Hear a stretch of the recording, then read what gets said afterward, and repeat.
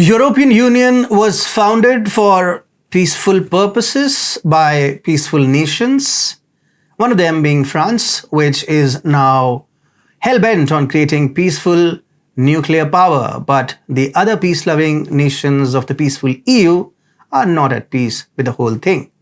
So here is what is happening in the EU. Hi and welcome to TFI Global, the foreign affairs and geopolitical analysis arm of the TFI Media Group. I'm your host Atul Mishra. Let's begin. A nuclear battle is building between France and the European Union in a stunning display of defiance and ambition.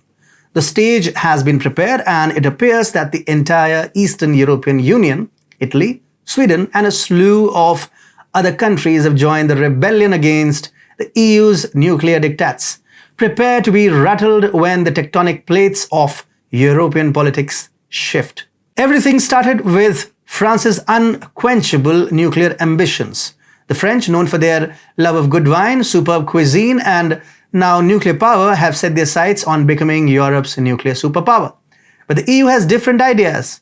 While France drove for the stars, the EU insisted on a green energy revolution, scorning France's nuclear ambitions. France and the EU have engaged in a heated debate over green energy. France suggested that nuclear power might be critical to lowering carbon emissions and guaranteeing energy security. However, the EU stayed firm in its commitment to renewable energy, casting a shadow over France's nuclear ambitions. Just when France appeared to be cornered, they unveiled their bold proposal to form a nuclear alliance. The EU saw this as a direct challenge to their green energy strategy.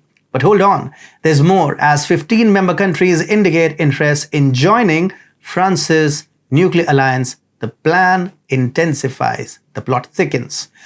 Agnes Pannier-Runacher, France's energy transition minister, met with representatives from 15 other European countries as part of the so-called nuclear alliance on Tuesday, that is 16th of May, an increase from the 11 who expressed interest just 2 months earlier.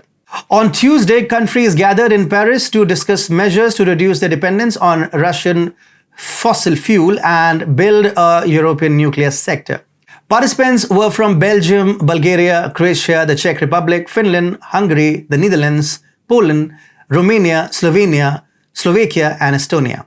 Sweden, Italy and the United Kingdom joined them as well, raising the total to 16.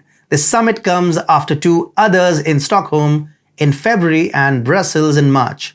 The meeting's first issue was building a resilient and independent European value chain, particularly in relation to Russian fuel.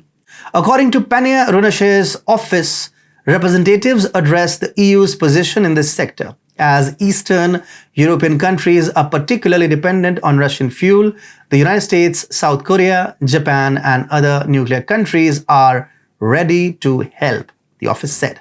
The second part of the meeting will be more operational and focus on current and future projects as well as skills. In short, it will be about the relaunch of the nuclear industry in Europe, as summarized by Pannier-Runacher's office. This proves that countries are ready to break free from the EU's nuclear diktats. They perceive an opportunity to redefine the energy landscape, seize control of their futures and smash the hopes of the EU. These countries have risen to defy the EU's nuclear diktats. The EU is at a crossroads as the drama unfolds. Will they stick to their green energy goals or give in to the unrest building within their own ranks? Only time will tell.